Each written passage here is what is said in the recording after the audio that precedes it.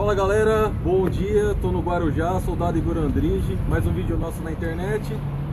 Como eu falei, eu tô no Guarujá rodeado de no mínimo 4 favelas aqui, tô na base Vila Zilda, base da Polícia Militar, onde aconteceu mais uma prisão ilegal, inconstitucional, arbitrária de um praça da polícia em virtude da vontade de um oficial, né?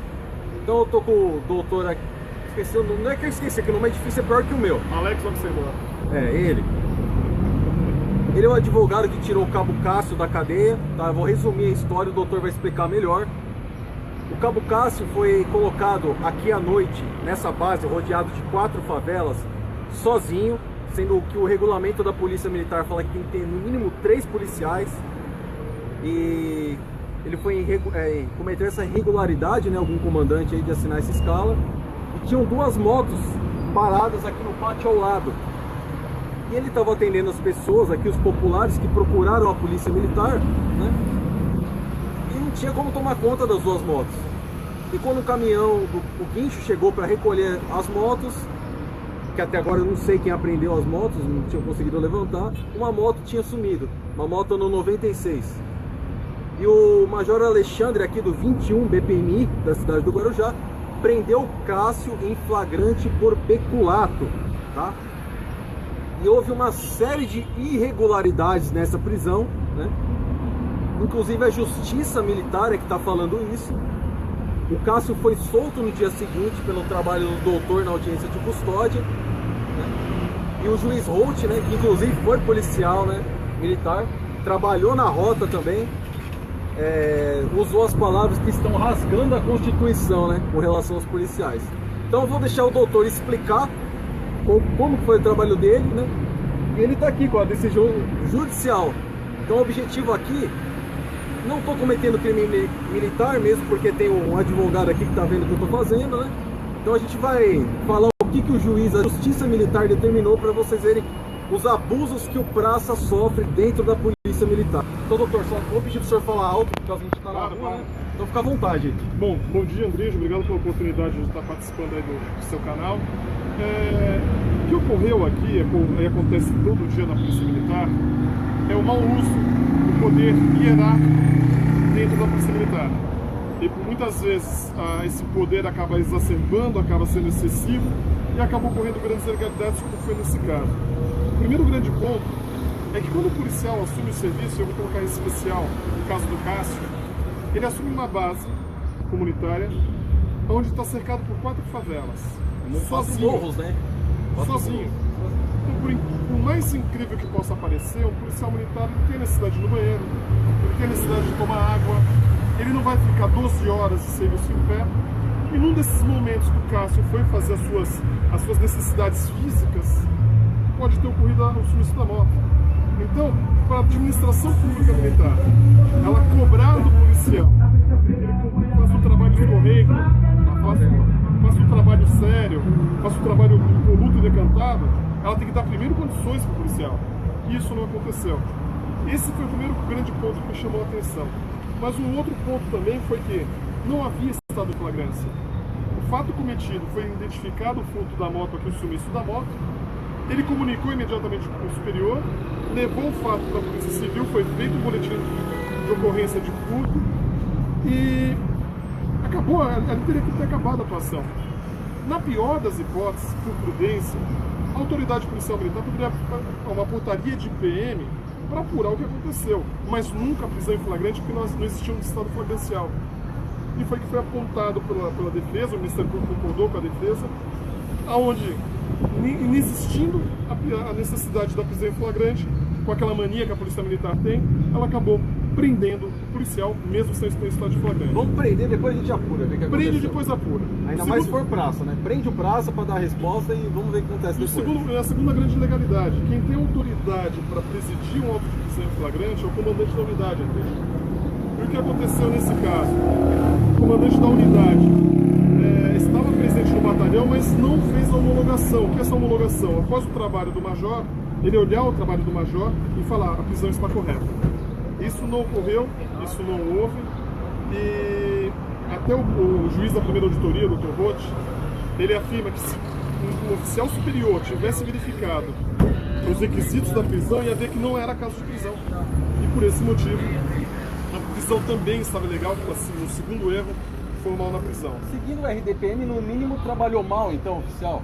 No meu ponto de vista, são duas irregularidades. A administrativa disciplinar, trabalhar mal o oficial, e eu acho que tem um resquício de abuso de autoridade. Porque ele abusou do poder que ele tinha, acabou prendendo indevidamente, e foi um caso que eu tenho uma filha de 8 meses. E eu vi a esposa do Cássio com um neném de 2 meses no batalhão chorando. Então esse sentimento que o Cássio passou, essa violência que ele sofreu, ele entrou para trabalhar e fazer um trabalho honesto e saiu preso. Isso é muito sério, isso é muito grave. E eu estou aplaudindo a decisão da primeira auditoria da Justiça Militar, que além de soltar o Cássio, acabou mandando apurar realmente a conduta dos oficiais. Porque é daí como vai começar a partir exemplos para que não ocorra novamente ilegalidades como essa na Justiça Militar. Se os oficiais trabalharam mal, algum superior pode avaliar isso, né? Tem que avaliar, na verdade. É verdade. Eles têm que ser presos, né? Administrativamente, como é com o praça, né? O praça trabalha mal, o praça é preso, né? Mas a gente sabe que na prática, na Polícia Militar, não funciona assim. O praça pega a prisão administrativa de 5 dias e vai para a corregedoria, mas raramente isso acontece com o oficial, e eu não acredito que isso venha acontecer. O que eu acho que vai acontecer? Vão abrir um inquérito policial militar, vão abrir uma sindicância, vão apurar os fatos, e também a gente não sabe qual vai ser o final dessa história, porque você tem um perfil de falar, ser muito claro nas suas palavras, e eu não fujo disso também. A Polícia Militar é feita para oficiais, e é muito difícil um oficial, numa situação dessa, apurar e para fazer a punição de outro oficial. Eu, sinceramente, não acredito que não vai acontecer muita coisa. O corporativismo que você está falando. Exato, o corporativismo do oficialato. Mas ele não é só advogado, ele é ex-policial militar, viu? Trabalhei no tático aqui do 6º de 1990 a 95. Ele sabe como a polícia funciona. Meu pai é oficial da PF, né? Então eu sei como funciona até dentro da minha casa. Então, doutor, tira uma dúvida. Se o juiz, a justiça entendeu que foi uma prisão arbitrária, irregular, abuso de autoridade. Abuso de autoridade não é crime? É crime. É crime. Mas aí sendo ponderado, não seria caso de prender em flagrante os oficiais. Mas de ter apuração, tem que ter essa apuração para você realmente saber se eles praticaram o crime. Porque se o praça na rua, o policial, ele comete uma prisão por abuso de autoridade, ele é preso, né? É que nesse caso em específico, André, já tinha acabado o estado de flagrância dos oficiais. Então, pelo tempo que levou. Então o estado de flagrância dos oficiais seria acabado. Então, se fosse na hora, detectado na hora, e aqui eu vou fazer até um exercício aqui mental. Vamos supor que o comandante do batalhão olhasse o que o major fez e visse que foi irregular, ele poderia, como comandante do batalhão, dar a voz de prisão para o major. Eu particularmente duvido que isso fosse acontecer. Também duvido. Tira uma outra dúvida, Dudu. Pois não.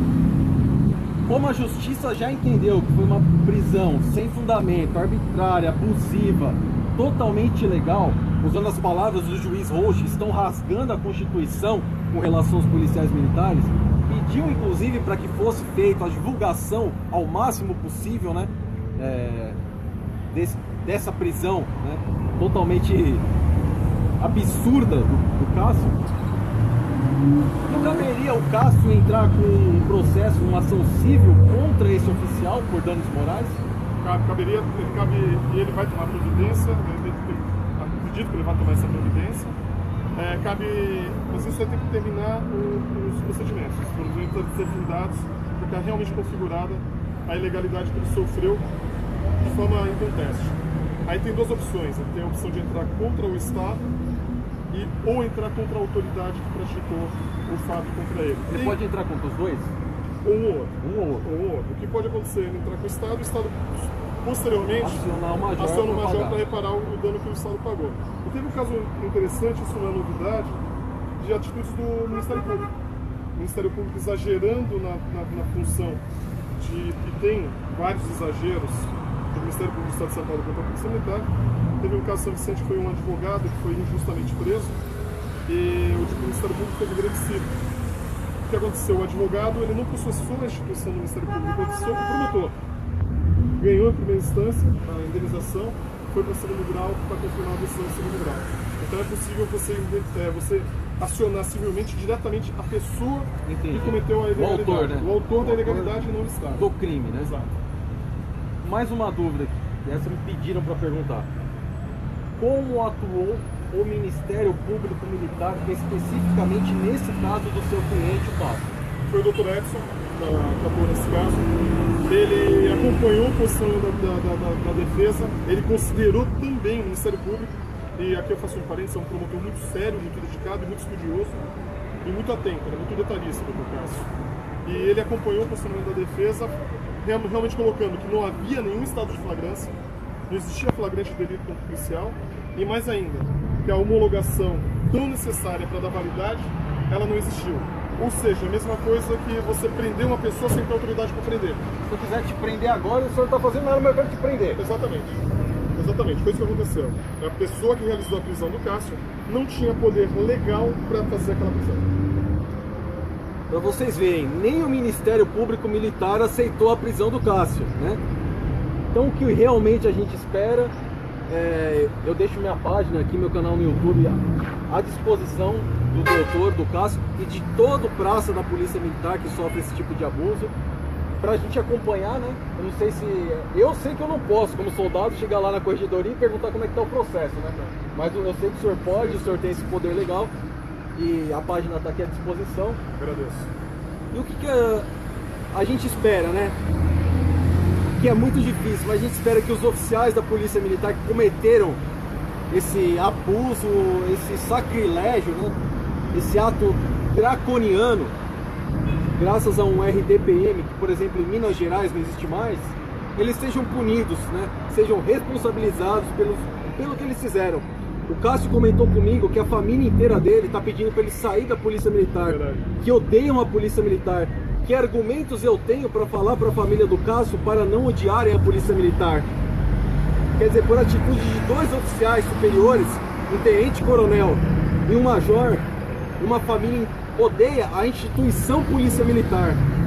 Então a atitude desses comandantes aí, infelizmente, né, de forma arbitrária, como a justiça já determinou, manchar o nome da instituição perante uma família inteira. Então eu realmente espero, como cidadão, né, como contribuinte, como policial, que eles sejam responsabilizados, porque eu tenho certeza que se fosse um prazo eles seriam responsabilizados a qualquer momento. Deixa eu ter um detalhe, então, fazendo coro ao que você acabou de falar, eu como cidadão e como operador do direito, eu gostaria que colocam na frase, todo ofício da PM, que tem uma frasezinha lá embaixo, que é pautada no artigo 1º e 3º da Constituição Federal, que é o princípio da dignidade da pessoa humana, fosse aplicado ao policial. Isso seria... A polícia ganharia tanto se isso acontecesse, a população ganharia tanto se isso acontecesse, É o que eu falo, mas aquilo ali é meramente uma perfumaria. Quem ganha com uma polícia humana é a sociedade. A sociedade. O juiz, no despacho dele, coloca: lembrando que os direitos fundamentais expressamente contidos na Carta Magna não são um adereço da lei maior, mas a essência das garantias que devem ser respeitadas e perseguidas, inclusive pelas autoridades da PM, não só em relação aos civis, mas do mesmo modo, em igual intensidade, aos militares. Ronaldo João Roth, juiz da primeira auditoria, que faz esse chamamento para que sigam o que está a dignidade da pessoa humana seja aplicado ao policial militar, que é tão carente no dia a dia nosso, que é tão carente de ter essa aplicação que ele aplica na população, mas o comando da PM, os oficiais não aplicam Nos seus subordinados. aos seus subordinados. Não é uma regra, Tem as suas raríssimas tem as exceções. exceções, mas a gente olha que a Polícia Militar, o corpo da Polícia Militar, é voltado para garantir a autoridade dos oficiais, não uma garantia hierárquica simples, como acontece até no meio civil, mas o encastelamento de poder, que é o poder absoluto. Totalitário absoluto. Exatamente, Né? exatamente. Eu posso ter entendido errado, mas o juiz aqui está dizendo assim: que o RDPM não é maior e não tem mais validade que a Constituição Federal do Brasil. Eu entendi errado? Exato. Existe uma hierarquia, tal como no militarismo, existe uma hierarquia de lei. O RDPM é primeiramente uma lei estadual. A Constituição é no ápice da pirâmide. Então ela tem que primeiro se respeitar a Constituição. Primeiro respeita a Constituição para você vir descendo e vendo as outras leis se adequando à Constituição. Doutor, quero te fazer mais uma pergunta, a última. Para não ficar o vídeo muito longo. Algum deputado do estado de São Paulo, sei lá, tem alguns deputados aí que foram eleitos com a bandeira da PM, fizeram campanha dentro de quartel, etc. Né? Posso citar dois, que é o deputado Camilo e o deputado Telhada. né? E eu posso falar o nome deles porque eles são deputados e deputado é empregado da população. Eles procuraram o Cássio para defender, ver se a família estava precisando de alguma coisa, nada. É que não apareceu na imprensa, né? Não tem, Aí, ninguém procurou. aí não conta pra eleição, né? Quem procurou e ficou muito preocupado, até montaram um grupo lá no WhatsApp para ver os interesses do Cássio, ver o que ele precisava, com os colegas dele. Os praças, né? Então realmente eu não vi. Os deputados não vieram, né? Porque não dá imprensa, né? É que não dá imprensa, né? Aí fica difícil. Mas na época da eleição eles vão lá fazer campanha dentro do quartel de novo. Doutor, muito obrigado. Eu que agradeço a oportunidade.